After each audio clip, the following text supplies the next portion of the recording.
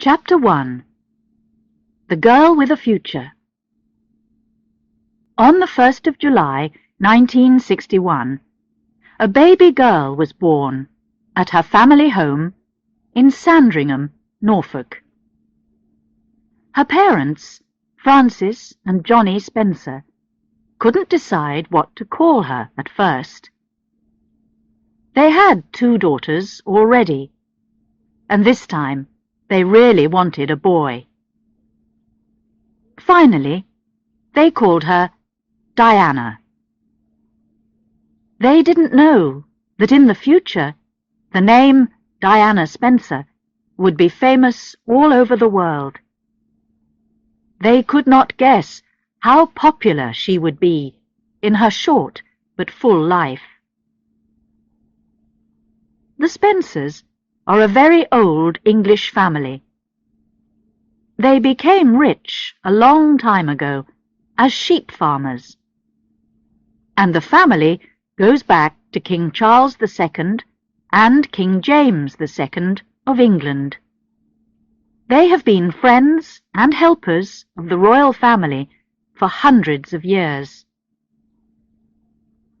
The house they lived in then, Park House, was near the Queen's house at Sandringham. So Diana grew up almost next door to the royal family. Diana often visited them at Sandringham House when she was a little girl. The Queen's most important homes are at Buckingham Palace in London and Windsor Castle, just to the west of London. But she also spends time at Balmoral Castle in Scotland and at Sandringham House, which is in the east of England. Later, people called Diana a fairy tale princess, but her story was often a sad one too. Her parents had the son that they wanted so much in 1964. They called him Charles. But their marriage was unhappy, and soon terrible fights began. When Diana was only 6, her mother, Frances, ran away with another man, Peter Shand Kidd. For a long time, the children could only visit their mother at weekends. Frances very much wanted her children to live with her, but their father was against the idea, and so they stayed at Park House with him. Other women came to the house to look after the children, but they didn't usually stay long. The children made trouble for them. They threw their clothes out of the window or locked them in the toilet. The 2 smallest children, Charles and Diana, were really unhappy. Each night in bed, Charles cried for his mother, and Diana lay there alone, listening to him. She was too frightened of the dark house to get out of bed and go to him. But Diana and Charles were a loving brother and sister. As time went on, they often travelled by train together to visit their mother. Diana was always friendly with her 2 older sisters, Sarah and Jane, but they had different lives. Johnny Spencer tried to do his best for the 4 children, and at Christmas they could choose all the presents that they wanted. There were too many presents, and not enough hugs and kisses, they remembered later. Diana loved her father and wanted to look after him.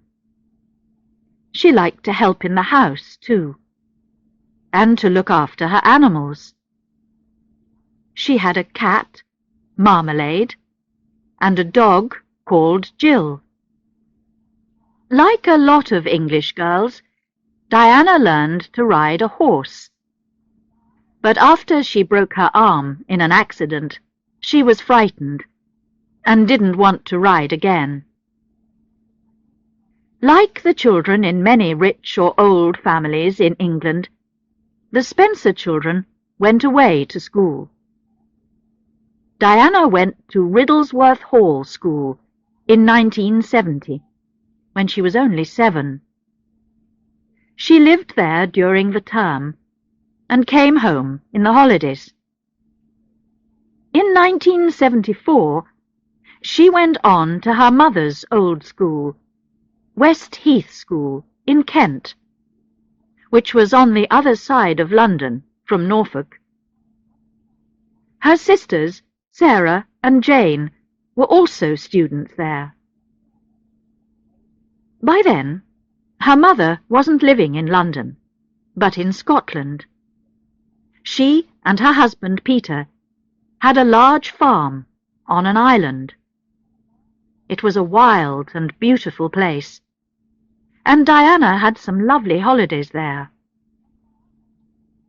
In Diana's young life, everything was always changing, and she often felt alone.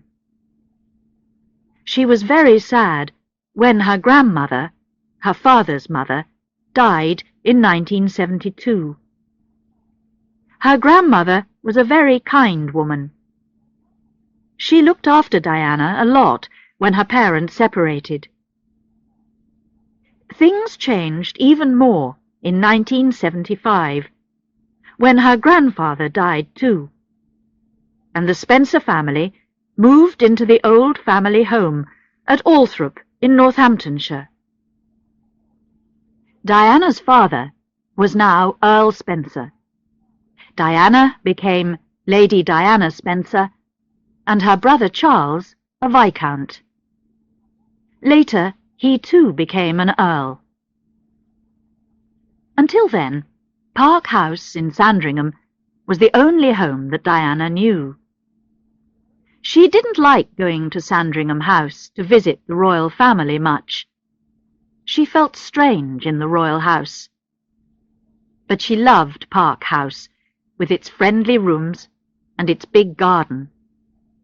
She could go swimming in the pool there, play tennis, or hide in the treehouse. The children didn't really want to live at Althorp. They didn't enjoy their visits there when their grandfather was alive. The house was large, dark, and frightening, with lots of old family pictures on the walls. But as they grew up, they liked it more. They enjoyed having their friends to stay. It was a good house for parties. At school, Diana made plenty of friends.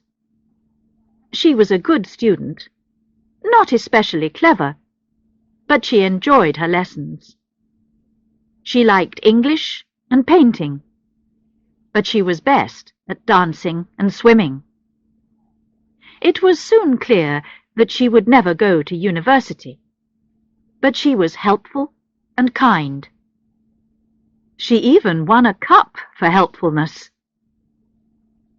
As part of the school's charity program, Diana began to visit old or ill people in the town near the school. Usually she talked to them or helped with their shopping. This is perhaps where her love of charity work began. But she was not always quite so good. Once she got into real trouble when she left the school at night. She planned to meet a friend outside the school to get some sweets from her. One of the teachers found her empty bed and called the police. The head teacher was very angry, but her parents were secretly amused. When Diana left West Heath School, she was 16. At first, she didn't know what to do. Life at home was changing again, because her father had a new wife. Her name was Rain, and she was the daughter of Barbara Cartland, a famous writer of love stories. Diana and her brother and sisters were not very pleased about the marriage. They didn't want Reine as their second mother, and were always fighting with her. But Johnny loved his new wife, and they were very happy together. And in the end, Diana was pleased that Reine was there to look after her father. In 1978, a year after the marriage, Johnny became very ill. The doctors thought that he would die. Reine nursed him back to health, but it was a long time before he was better again. A little earlier, in 1977, Diana went off to a very expensive finishing school in Switzerland because she didn't want to stay at home. Girls from rich families went there to learn to cook, to speak French, and to look after a home. Diana only stayed there for 6 weeks, then decided that she wanted to go back to England to work. In the past, girls from important families like the Spencers never worked for money. But times were different now, and Diana wanted to be like other girls of her age. "I can easily find a job," she told her father. He bought her a very nice flat in Coleherne Court, Kensington, in the centre of London. She asked a few friends to come and live with her. One of them, Caroline Pride, was an old school friend of hers.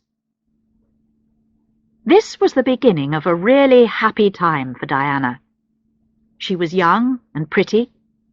She had good friends, both boyfriends and girlfriends, and a nice flat and a car. She was free to try and find her way in the world. What could she do for a job? She loved children, and so she began to look after babies and small children for her sister's friends. Sometimes she cleaned their houses too, or cooked meals for them. She studied cooking again in London. She was good at Russian soup, but she and the girls in the flat ate chocolate most of the time. Then she found a job at the Young England School for Little Children. Here she was very happy, and her bosses were very pleased with her work. She was calm and kind with the children, and always gave them plenty of love and hugs. Soon there would be love in her life too. She would find her prince and fall in love.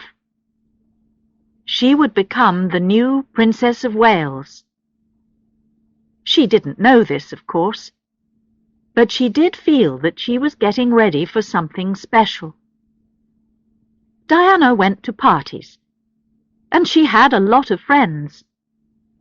But she was never serious about a man at that time. "I had to keep myself tidy," she said later, "for what was coming."